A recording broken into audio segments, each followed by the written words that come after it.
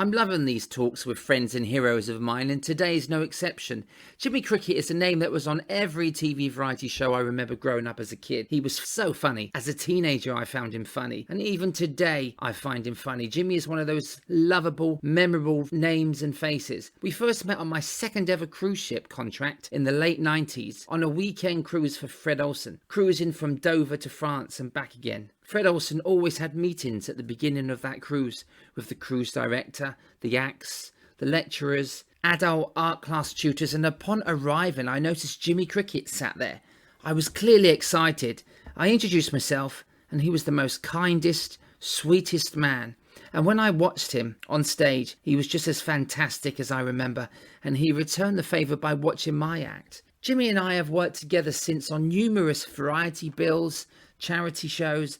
He's such a generous and genuine performer. In these sad times, Jimmy found a way to be creative on social media, which we talk about. And I love the one line that he delivered, and it started with his famous catchphrase, "Come here, there's more." But he changed it to, "Come here, but stay 2 meters away." Brilliant. And he's here today. Hello, Jimmy Cricket. Good morning, Steve. How are you, sir? You have to put Alpha Lager near the microphone. It's the old gag, isn't it? I've got 2 microphones set up, so we're all good. Cheers, Steve. And I put on my new shirt as well. Definitely. Although the trouble is, I forgot to take the pins out, so it's a little bit of acupuncture first thing in the morning, you know. And your shoulders are quite sharp. I mean, that's a coat hanger in the back there. So Yeah, that's another one out bag. I'll just get rid of that.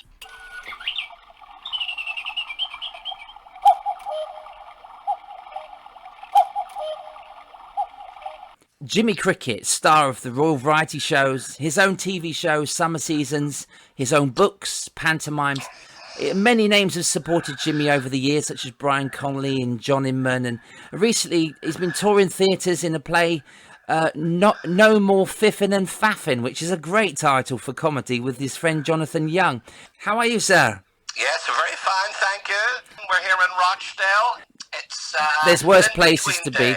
Yes. In between day. It's in between the rain and the sun. It's just sort of, but because it's June, the trees are all full of leaves and green, so it's lovely. It's not a great time to be locked away, is it, with all this? But at least we're allowed outside, which is nice. Absolutely, get a bit of fresh air. Just quickly, now you've been posting a joke every day since the lockdown started, and today is your 80th, is that right? Yeah.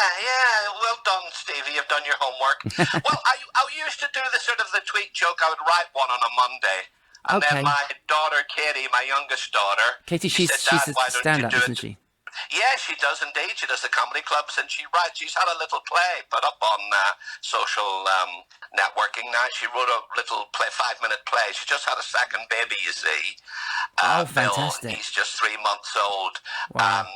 She got a couple of young actors and actresses to do a little play she'd written, so we helped her get that out. And it was her suggestion just to do the gag to camera type thing. And so we started off and we just sort of kept doing them. And then after I got till about 56, a guy come on, people come on doing nice things. Yes. And they enjoy them. And this guy called Paul Ritchie, he said, "Jimmy, why don't you go for the 100? And I thought, well, why not? Keep going. Why not? And it just gives you a cut-off point too, because you can't go and do it forever, really.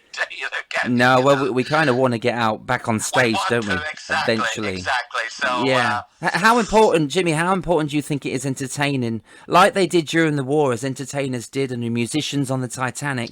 Why do entertainers keep going in times like this? Why do you think?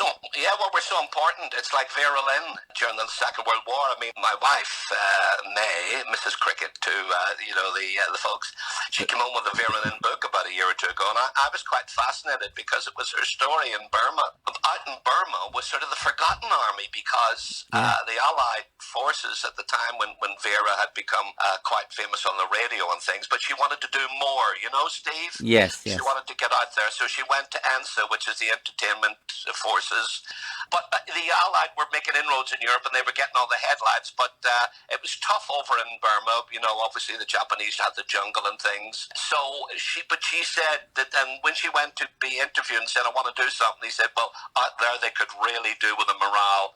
So off she headed, and would you believe, Steve, her only backing, I was fascinated by this, was a piano player. No, really? That's all she had. Back of lorries, this guy with the old piano wheel meeting. I mean, he deserves a medal on his own too, doesn't he? Yeah, I mean, you can have a harmonica in the pocket, but having a piano on your back travelling around, that's quite tricky, isn't it? Exactly. And you can imagine shouting over to the Japanese, "Hi lads, give us a hand to push this, It's a couple of songs you like here."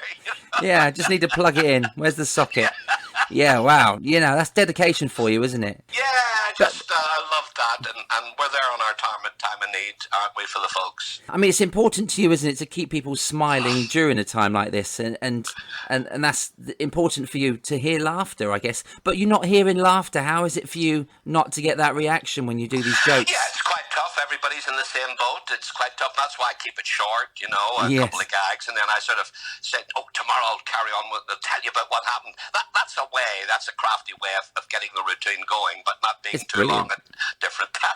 Yes, I mean, yesterday's was a cliffhanger. It's about this air pilot, isn't it? So I'm now waiting for the punchline. With bated breath. That's one way to keep your listeners, isn't it? Well, this is it. It's a bit like the soaps, isn't it, really? Oh, yeah, I have to come back. Yeah. When I was a kid, we used to go to the cinema, and they always had a cliffhanger at the end with the Flash Gordon or the Lone Ranger or something. What's going to happen? Come next week. Get your ice creams. It's a chaos. Yeah. There's a very clever way of keeping your fans waiting for that moment, which is great. Which, the conclusion. And the conclusion, actually, this is a first for you, but the conclusion will be the 7th of July. That will be the day when we do the 100th. Oh, so, wow, fantastic. Yeah, we'll have to get the champers out, really. No, we will do.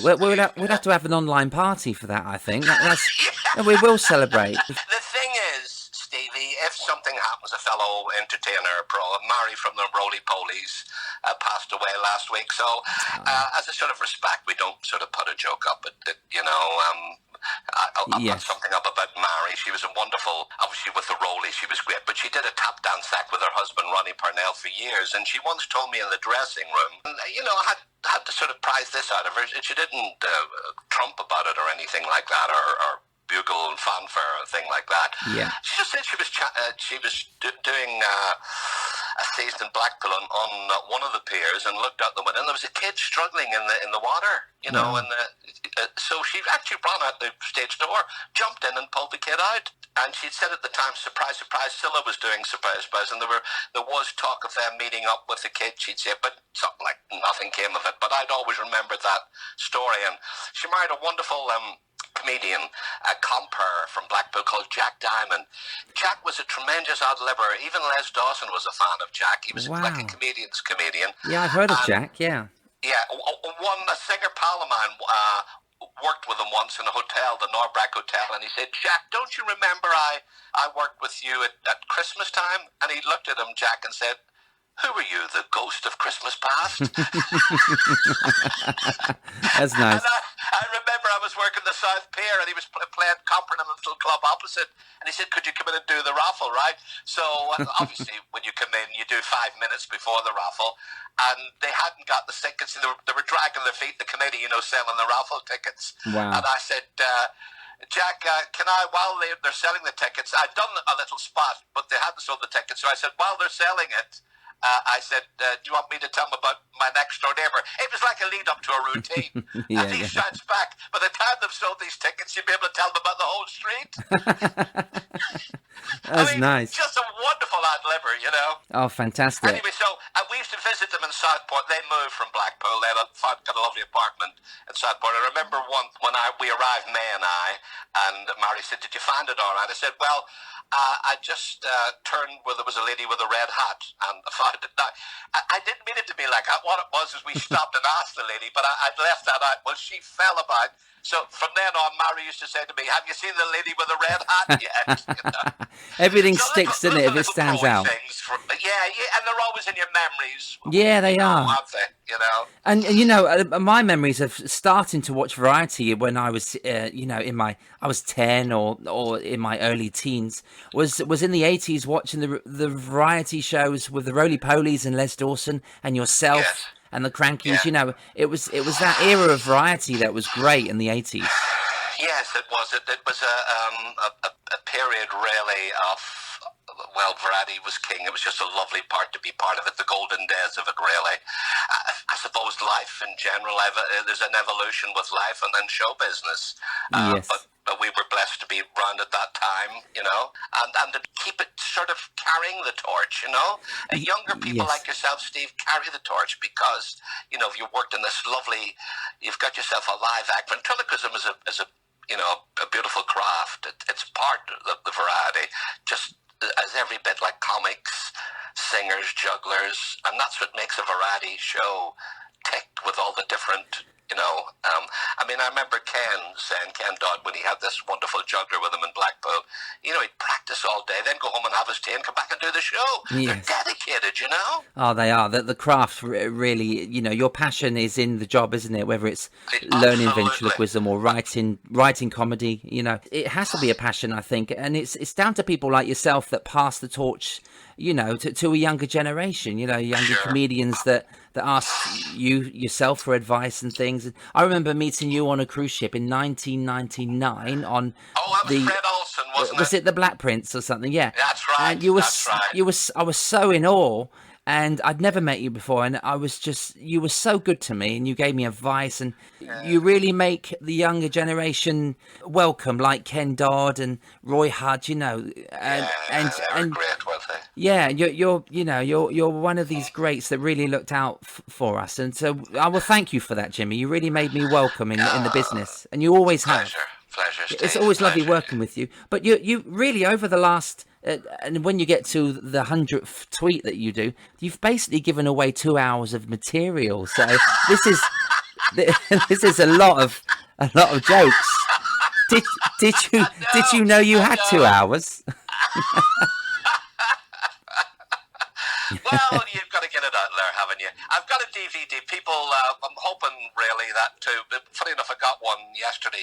I suppose that's a bit of revenue when you can't get out and do live. Yeah, sell the DVDs. We'll plug them on here and for we've you. done that, as you say. You've happened to mention in Blackpool, and I'm unashamedly telling through your podcast here that people can get it on the PayPal via my website, www.jimmycricket.co.uk. But if they just Google Jimmy Cricket, it brings us straight to the website, and they can tell all what's happening. And you can even get in your the DVDs lockdown. there, yeah. So yeah, how many do you have, it's- Jimmy? How many DVDs do you have? Well, at the moment I've got about 400 left to bring me up to 9,000. I Oh want wow, to do 10,000. fantastic. I'll probably do another one. What You happened like going for the when- round numbers, don't you? You like round them up to a big number. It's very goal oriented. The whole thing was when you mentioned about the 80s, and just to sort of pick it up from then, but when that all fell out of favour, Yeah, you know, I thought that there's still an appetite for me out there, hopefully. yeah. So I'm going to, I rang up a local theatre and I says, I want to put, you know, do a DVD. How much would you like? It was £500 to hire the theatre, would you believe? Wow. And then I went to the camera people, and then that was 2,000.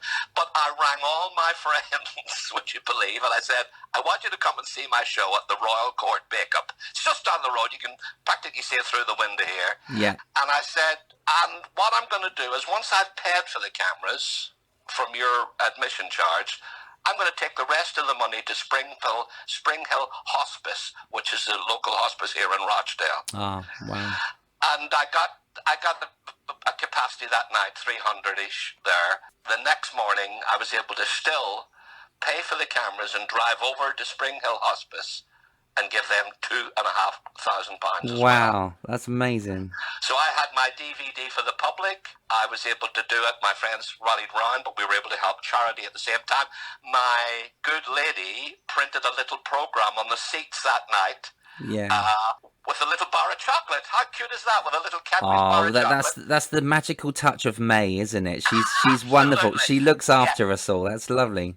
absolutely. We had a photo of the hospice, and if they filled in their address, who were at the show that night, they would all get the DVD that they'd been part of for half price. Oh, that's nice. Yes, absolutely. And when we had it printed and off the shelves and things like that, the postman came around with all the thingies. Well, we had to get them first. All the, what do you call it, the things that sent the fiver with their filled in forms. The half price first, yeah. The half price first, so we got rid of them as well. So I suppose the point I'm trying to make about that was we're entertainers, but when it comes to the crunch, we've got to be entrepreneurs as well and promoters and our own producers. Yeah, you do, and especially in a time like this when we can't go out and we get 3 to 4 months not performing on stage. You have to sell your DVDs or your books. I've got 2 of your books, Jimmy. How did they go? Off the streets, Steve. That's very, very good of you. So these books, were they around in the 80s? Yes. What happened there? It was a period of unbridled success, I suppose. Your flavour of the month and things like that. You just sometimes wish it would all ease out a bit because you're a little bit better at different times, Yes. But when it's coming at you, and my agent at the time, Phyllis Round, said that there was a publisher who was interested because I'd been doing the letters and the mammy and the odd stand-up spot on the variety shows. Sure. And they'd said, do you want to do a book with them and we'll sell it for you and things like that, and of course you do. So the first one was all longhand and coming back from gigs and all, from gags I'd done from all the letters. Yes. But it did quite well. It did quite well, and they said, could we have another one? Wow. And I thought, I've got them both. My material. Yeah. So I went to my friend, the very brilliant scriptwriter called Eddie Brabham. Yes. And I said, Eddie, do you fancy? Because Eddie, was just a wonderful one-liner writer. And then he said, yeah. I said, I'll split my money. Oh, that's nice. What the royalties and things, not royalties, they give you money up front. Yeah, sure. And so I split that with him. And then my agent said, the publisher said, they preferred not to mention Eddie's name, but to pretend it's from you. And I said, but he's done all the work. Oh, did he write for Morecambe and Wise, Eddie? Oh, absolutely, Ken Dodd. I should have maybe point that out. Yeah. Yeah. And so I went to Eddie. I said, Eddie, they don't want you to think listen, am I still getting the money? I said, oh, yeah. He said, yeah, forget it. But I said, what I will do then, is it the foreword to do at the start of a book? Yes. Yeah, You get someone to write for you before the book starts, yeah. Absolutely, and I just said this is dedicated really to mummies everywhere, and my dear friend, the great comedy writing genius, whose pen thingy. No, I didn't do that because they didn't want that. I said whose pen has brought happiness to millions throughout the years, Eddie Brabham. So he got the that's lovely. the forward dedicated to him. Oh, well, that's nice. That's what I mean about you. You're always giving, and you're thinking about the others, all the time, which is... Well, somebody once told me, really, Jimmy, there's takers and givers in this life, and the takers may live well, but the givers sleep better. Yeah. Maybe that's it. Yeah, that's true, really. I wrote a little poem for the lockdown, actually. Can I run it through you? I'd love to hear it. Yes, please. If you want to have a peaceful night's sleep, far away from the lockdown blues, before you turn in at night, turn off the 10 o'clock news. That's nice. Who needs the news that just before you go to bed? I know. The one I wrote the other week was, I slip out to an over 70 secret club at night. I tiptoe so I don't make a din. There, I play 3 games of bingo and dance to the music of Dame Vera Lynn. Oh, how sweet. That's really nice, that. Oh, wow, brilliant. Little things you do. Yeah, who really makes you laugh, Jimmy? Pretty much. I'm quite a good audience, Cannonball, Stan Boardman, Mick Miller, Roy Walker, guys like yourself, you Bobby. Yeah, I'm not a hard audience to make laugh, but obviously there are you have people who you have a special affection for, and I have to have it for obvious obviously Ken course. Dodd. Yeah. Ken, and to be asked to do a tribute at his funeral by, Anne was just one of the greatest things. It was, Jimmy. I was there. It was tearful, but heartwarming and beautiful from your words. It was lovely to see you up there, and what a room to work. Yeah, oh dear. But what Wonderful. a situation as well. And when we left the cathedral that day, did you hear the jazz band playing "Happiness" as soon as you walked out? Wasn't that? Did you hear that? Oh, amazing. it was an amazing day, wasn't the it? whole of Liverpool really was. They were there for just Ken. Held its heart really for a while, didn't it? In tribute, we Definitely. were all on hold. Yeah. And I think it's because Ken Dodd never left Liverpool. His heart was always there. His roots were always there. He was born there. He passed away there, and they respected Ken for that, didn't they? Oh, very much so. He was a man of the people. He was a Liverpudlian through and through. Oh, wonderful. And gimmicks and catchphrases are very important to comedy. Ken Dodd has the tickle stick. You've got a few yourself. You've got the letter from your mummy and your wellies. And you've got catchphrases as well. How important, Jimmy, do you think a prop comedian, do you think they are looked upon differently to normal stand-ups? Of course. These are all the little things that give you your trademarks. Yes. And help to make you a little bit different, original. When people come to see you, it gives them this familiarity. Oh, he's there, he's got the hat and the wellies on. Oh, any minute now. It stands out, doesn't it? Yeah. Yeah, I always leave the letter to the end from the mammy, and they come up and say, I thought you weren't going to do it. You took us to the end. They say it's like an encore piece, really, isn't it? Your letters. Really. It is. And you're right. People are waiting for that. Like they're waiting to see Dickie Mint when Ken Dodd was on, and that's right, exactly. And it's a love. It's like your favourite singer doing that song you really want to hear, and so so having those props is important. And I have the same with my characters. They really want to see a certain character. So well, you've got a great one there with Alf Lager, you see, because you can get away with so much. You get away with wisecracks and put downs and things, and because that's you have the character there to do that, which is great. You're very basically a nice guy. It wouldn't be something you would do yourself, but you can that's the thing. It's like a lovely guy who acts the villain in Panto. He gets it all out of his chest, and he does it well, and of course, but you've got other things when people come and see you, and they can see you do this lovely baby routine. I've never seen anybody else do that. Explain that again to me. What bit is that? The baby routine? Yes, the baby routine. Yeah. We had a warm blanket on our bed, where my wife and I, and so actually the routine started on my 30th birthday. My wife done a surprise party for me in her house, and she had a few friends there, but one of her friends had a baby which was in the living room, and we were all in the kitchen. They told me that the baby was in the other room, so I started to do a baby crying. And the mother ran from the kitchen to the other room thinking the baby was crying, but it was me. And so a few days later, I found a blanket on our bed, which is like like an electric blanket, but it was a fluffy thing. And I took that, stuck it in the show, and I started to do the baby routine that night. So I just folded up the blanket and pretended there was a baby there. And it just gives the illusion that you've got a baby in your arms. And I think it was smashing. It's very unique. I've never seen anybody do it before. And I think when people come and see you live, it's good that they're surprised, and that's the trick too. I think, Steve, it's surprising them when they come and see you live. You give them familiar things, but you also give them other things when they buy that ticket. I think as a ventriloquist, as well as the characters, if you can be funny yourself or have something up your sleeve that the audience aren't expecting, like jokes that they've not heard, that's always nice. Absolutely, and you have a great audience participation routine too, with getting people up, and that's another. That's always I used to. I don't think that will happen anymore. But not for the next few years. Yes. That's interesting, I suppose, isn't it? With all with what's going on with the pandemic, I suppose I never thought of that. That might be for a while something you may not be able to do. I suppose. You know? I mean, I've been trying years not to do it, but I was kind of I was kind of talked into doing the mask routine, because many people were doing it, and I never wanted to touch upon it, but because I wasn't doing it, so I had to put it in the act to do it. Yes, And it's now, giving the people what you want, and then it's yes. a mixture. Then here's something you might enjoy. It's original, it's different. Taking a little chance, but giving them what they want as well. It's a balance we do, isn't it? As well, that tightrope. Yeah, you do. It's like the 10 minutes of it's going to feel, it's going to work. The comedy is good. You don't know where the routine's going to go because it's all ad lib mostly, So Well, that's it too, and that's very brave. It's very courageous too, It is. That's why I'm glad it's out for now.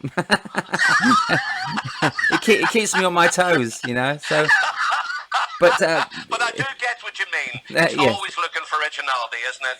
Yeah, definitely. I'll find what we're it. always doing, and that's the trick too as well. Definitely, yeah. I'll find another way, But so, who was your favourite ventriloquist, Jimmy, and why?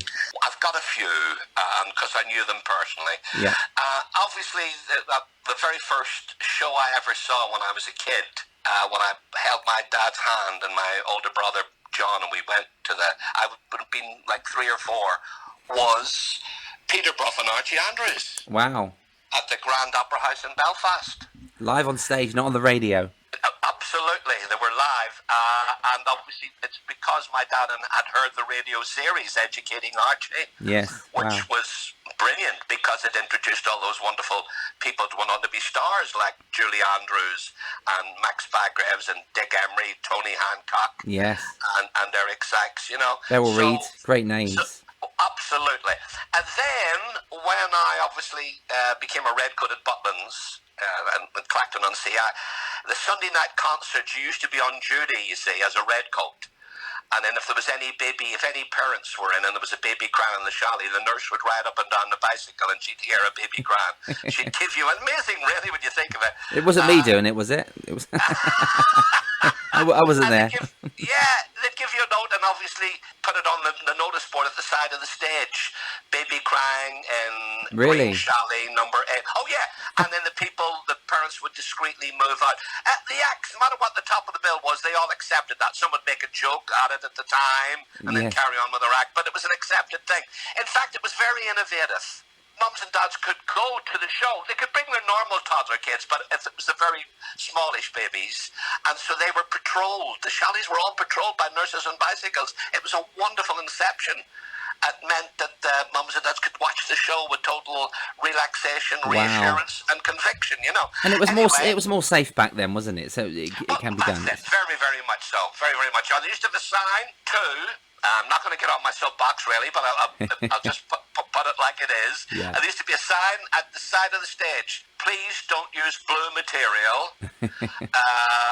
The parents don't like it, the kids don't understand it, and we don't want it. Wow. There you go. And so and you never did. guidelines then, you see. Well, I'm talking mid-60s. Yes. I was a red, as they call them, from 66 to 69, you see. So that was that...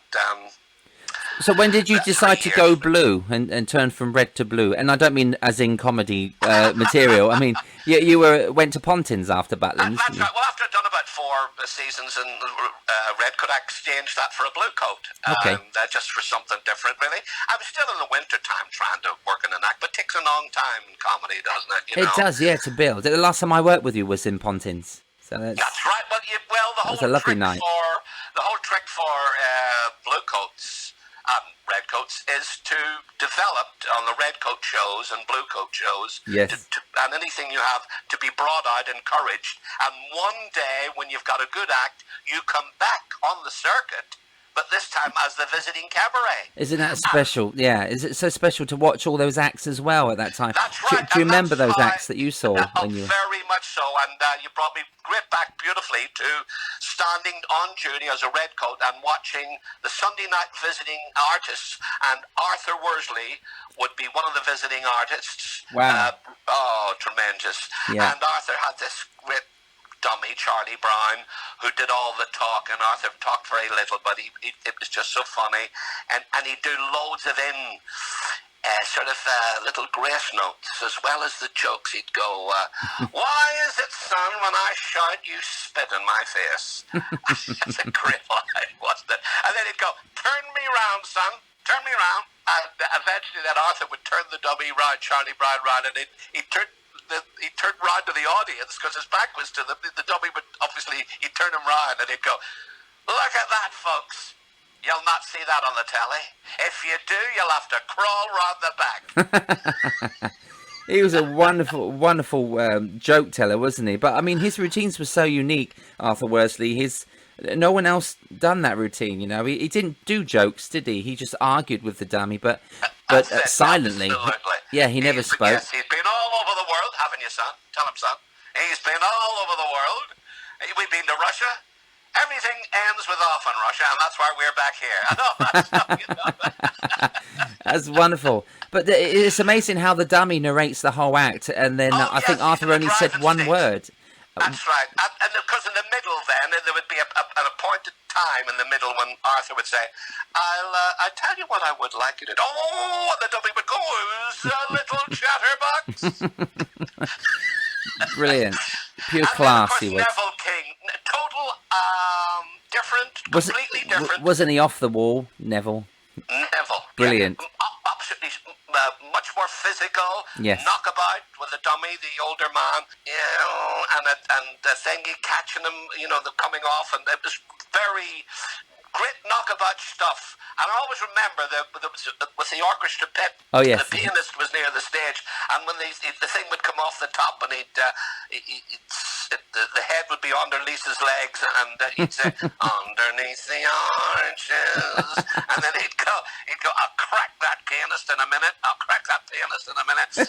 And then after all that, then Steve, he would do this lovely. He'd put the old man to bed, the granddad, and he actually, as he would close the door, "Show me the way to go home," and as he closed the lid of the case, he'd go, "I'm tired," but as he lifted a bit, "I wanna go to bed." Oh, so he used the distant voice, really, so it went lower and higher. He put the case down and walked away.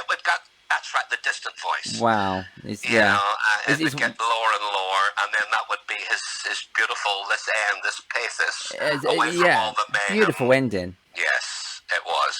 They were tremendous. To watch these people on top of their craft was quite something magical, really. Yeah, what makes a great ventriloquist dummy, do you think? What makes them stand out to others, you know? They all have their own brand and originality. That's the trick, isn't it? To get your own style, your own dummy. Yes, they were totally different. You play character, don't you? So I guess the ventriloquist dummy has to be its own character. I suppose an extension of myself, really, to a little bit of degree. I wouldn't be as silly as that in real life, but there are parts of it, really, as that it's just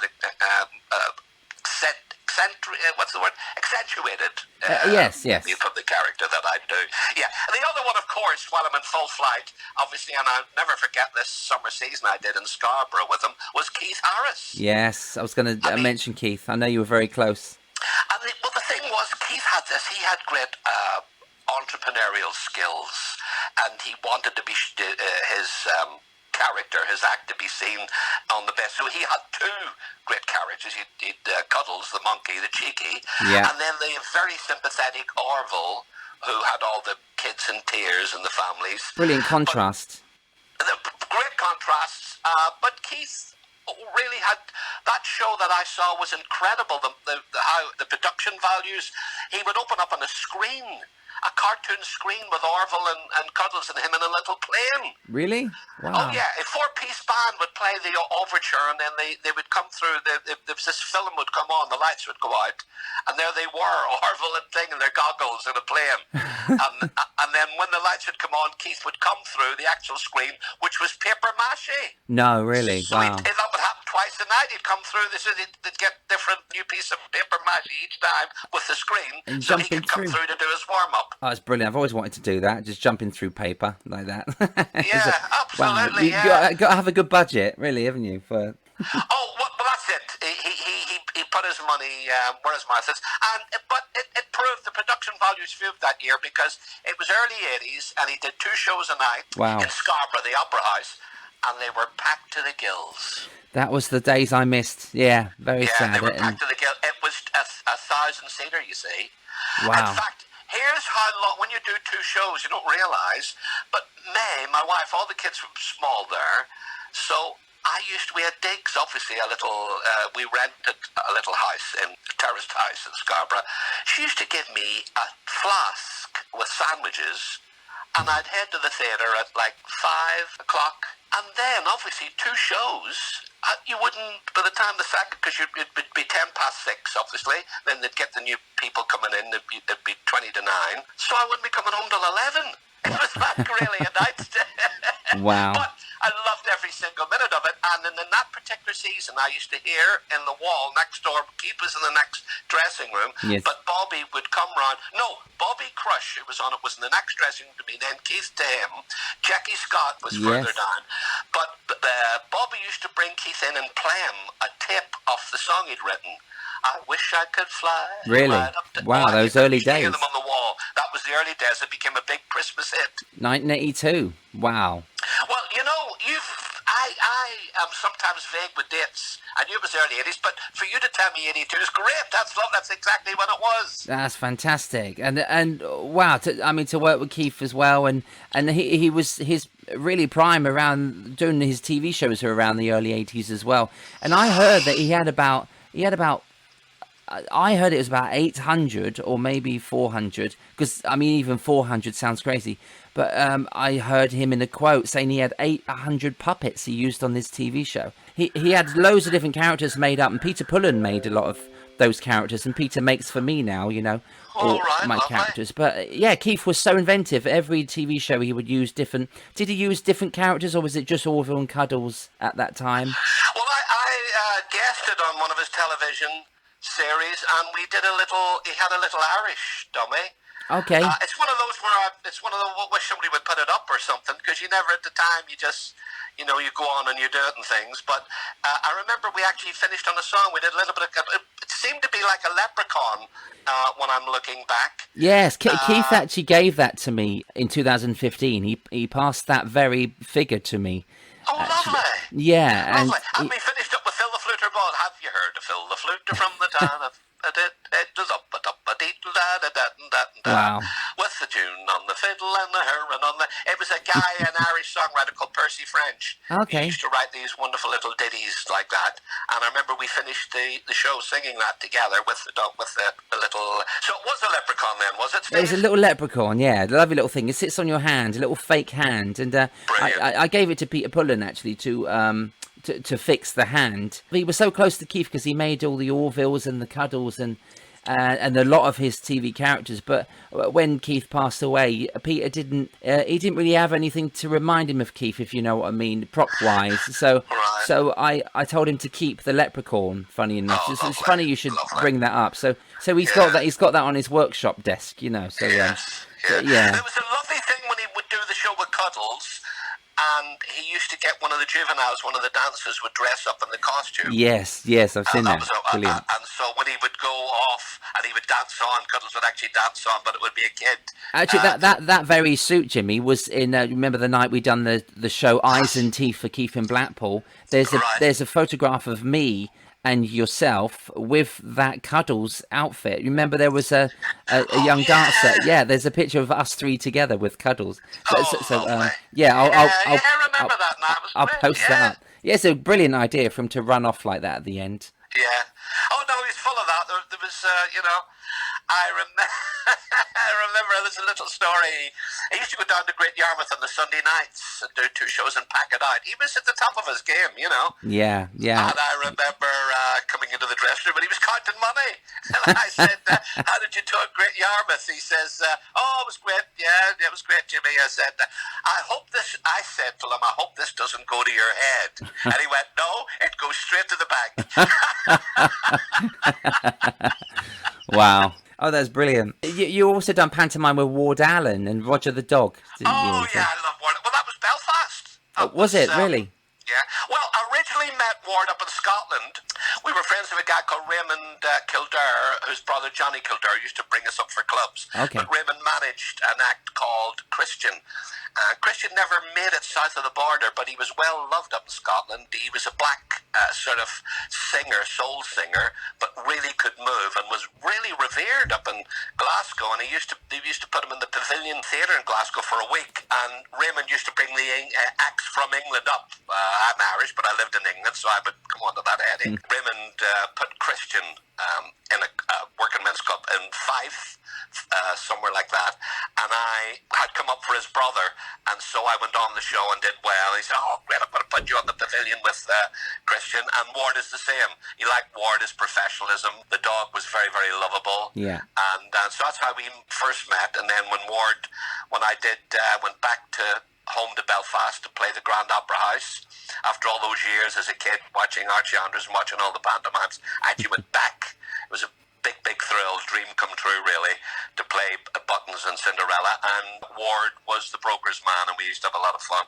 I remember I used to shout across, "Hi pal," and Roger the dog would go, say, "Don't call me pal, I'm not a tin of dog food." And I'd shout back, "Oh, sorry chum." So it's a gag we used to do. Oh, bless him. Wow.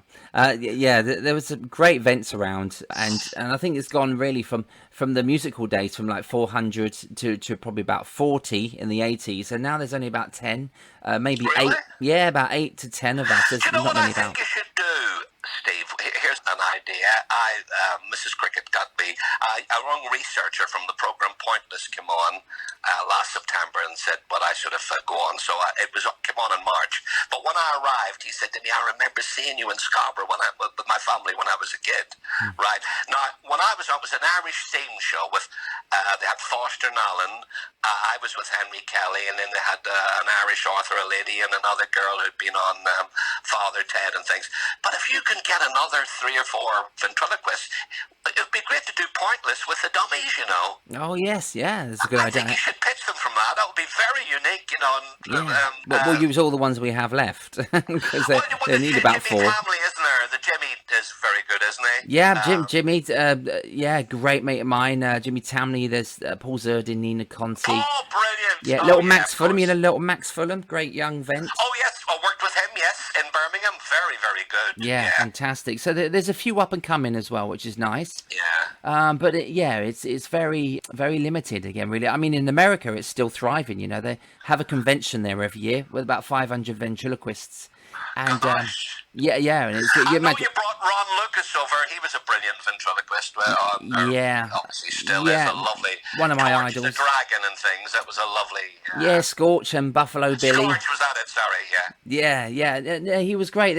There's so many in America though. I mean, they're millionaires over there. So Terry Fator won America's Got Talent, and he earned over $100 million over 10 years, and so. Right. He's doing well. Paul Zerdin went over there and won America's Got Talent, and then a young lady called Darcy Lynn won America's Got Talent. She was 12 at the time.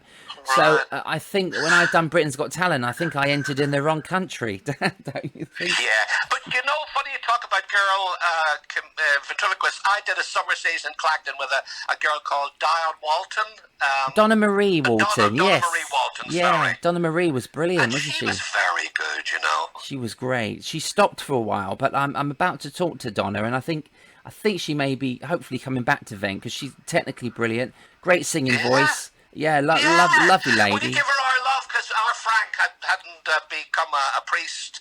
Might have been still in seminary when we actually did a summer season in Clacton, and Donna was on the show. And it was just lovely working with her. She did so well that year. We had a great summer there. We got out among the people. The promoter at the time, the producer, he bought in to let the kids in free and changing back like Cromer, the end of Peer show. Yes, Cromer, yes. Doing a different show over a 2-week. You do one week your show. Okay. Then change it, then go back again, rotate. You know what? My philosophy was that our summer resorts have changed dramatically so much, and like places are cracking up. People would love a show, and people just are not interested. But give the people who want to come and see another chance to see, go back and see a different type of show with the same entertainers. Yes. Over an 8-week period. period, and it sort of worked there. We had a good season, and Donna was part of it. You know, she changed her routine for this for the other shows, yeah. Yes, that's right. It's like on a cruise ship when they ask you to do 2 spots, really, isn't it? You know. Yeah, you can split your act up twice, and then you split it. But it seemed to work in that circumstance, you know, Steve. Yeah, it does work. I mean, you fit really with whatever show you're given, aren't you, over the years? And I love comparing. I mean, I know you've compared shows, and you like splitting up your act, bringing somebody on, split up. It's lovely. I love that. Yeah, I love doing that. Yeah, I do. That's brilliant. And you don't mind splitting your act up? Well, you have done over the last 100 days, actually. Split it up till one gag. Yeah. Well, it's funny. You always think a one-liner's too quick, so you give them a 2. But then if it's a joke with a punchline, then, well, that's just the nice time, because by the time you built up to it, got a few laughs along the way, bang, that's enough there. So basically, what I'm saying is you have to, it's a sort of a mixed bag, isn't it? Yeah. If you were just to say one quick joke, it wouldn't be enough. But let's do a couple there in that routine, and then carry that on to the next day and things, you know.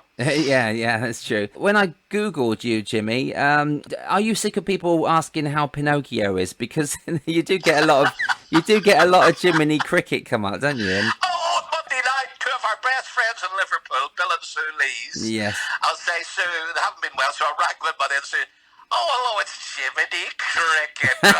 And she's like a great friend, but I think they like saying it. That's fine. Oh, really? And you don't correct them? No, that's, bless. No, not a bit, no.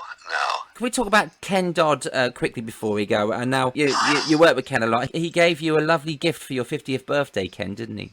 Yes, they were a pair of concrete Wellingtons. Yeah, I remember they were in the news last year. I remember this. That's right, because they were nicked from outside my door. Wow. And, They went walkies. Well, it's a funny thing, this, Steve. We weren't going to mention it, but May said we'll just go down to the police station in Rochdale and just, in case they do turn up, and you'll get a crime number. And I went down, and it was quite funny, because the lady at reception, Jimmy, because this is Rochdale where I live, you see, and she goes, Jimmy, look, my daughter's got a great voice. Can you help her?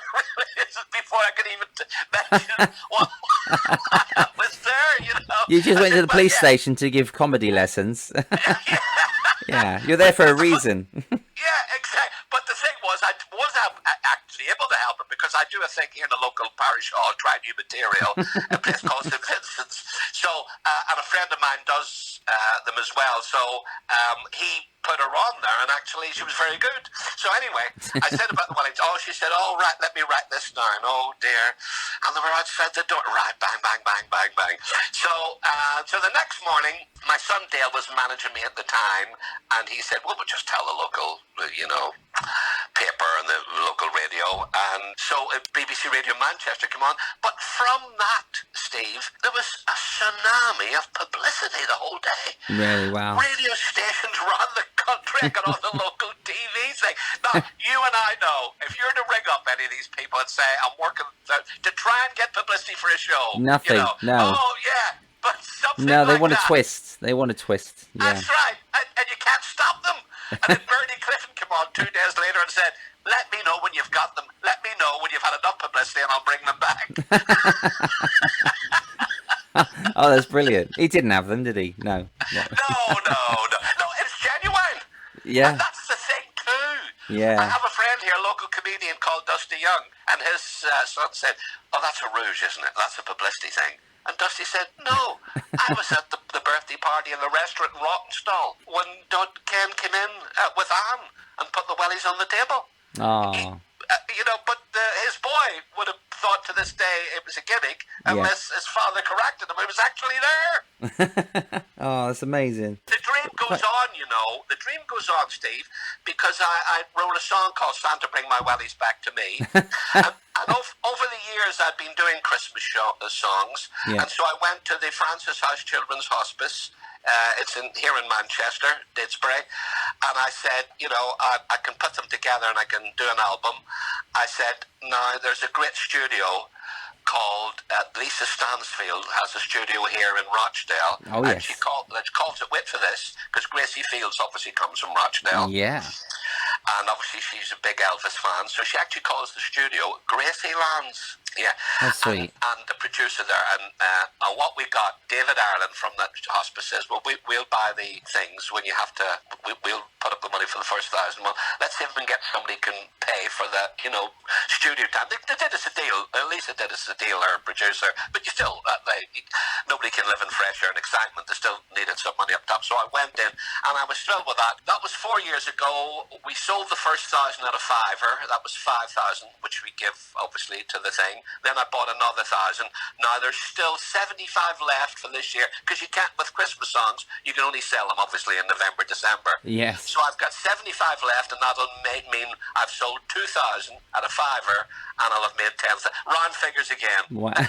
Yeah, you like to round it up. 10,000 for the hospice then. Oh, amazing. Through that. Yeah, bless you, through that song, and through the wellies disappearance, there's something good comes out. There's something That's sad. Exactly it. Every adversity is the seed of an equivalent or greater benefit, Just what I was going to say. Yeah. But Alpha Lager would say it better. Well, not on the radio. Just before we go, Jimmy, what's the funniest joke you've ever heard? Well, have you got one? There have been a few, really. I suppose I could. There's one about my Uncle Patrick. He was out walking along. It was a cold, shivery, feisty, snowy, cold day, and he was passing this pond that was iced over, and he saw this fella out of the corner of his eye take a hammer and crack open the ice, take a fishing rod, and reel up the biggest fish he ever saw. So he ran over, he said, how did you do that? The fella said, there's a little rhyme to remind you. Take a hammer to the ice and diggity dig, then reel up a fish that's biggity big. So he learned that little rhyme, called into the pub, had a few drinks, and it's all dark. He gets to the ice and he's just about to hammer it, and he hears this voice, there are no fish there. And he looks up and said, who is it? And the voice said, it's the manager of the ice rink. That's lovely. Oh, nice. Well, thank you so much, Mr. Jimmy Cricket. You're a legend. You're a lovely man, and just thank you for being you. You're brilliant. You're fantastic. It's a pleasure, Steve. And May, we've always got a great lady behind us as well, haven't we? And and it's good to have that. So thank you to May as well. I will indeed. She's the technical wizard that gets us off the ground. And I'll pass that on. And Nina and your lovely children, and good luck with all your enterprises, your songs, your books, and you have a fan up here in Rochdale. Thank you so much. We love you very much, and love to your family today. Enjoy the garden. Take care, and love to Rochdale. Thanks, Stevie. Thank you, Jimmy. Take care. 2 meter Peter. Is that it? Got it? You can't get it out of your head. That's the one. I'll get the neighbours doing it, and we'll do the rumba around the garden. Bye-bye. Bye, boss. Eyes and teeth. Thank you to Jimmy Cricket and to Mrs. Cricket. If you want to buy Jimmy's CDs and DVDs and much more, please check out www.jimmycricket.co.uk. On Twitter, he is Jimmy_Cricket. Eyes and Teeth is written, produced and hosted by Steve Hewlett. Vocals by Lola, Larissa and Nina Hewlett, plus additional vocals by Rich T. The Eyes and Teeth jingles and theme music are produced and performed by the fantastic Kevin Dean. This edition's quote is from the comedian Dave Allen. We spend our lives on the run. We get up by the clock, eat and sleep by the clock, get up again, go to work, and then we retire. And what do they give us? A clock. If you've enjoyed these podcasts, please download and review them. Join me soon for season 2, where I kick off with a Halloween special called Prankenstein. All will be revealed. My special guest is the unique and funny Ross Lee. See you then.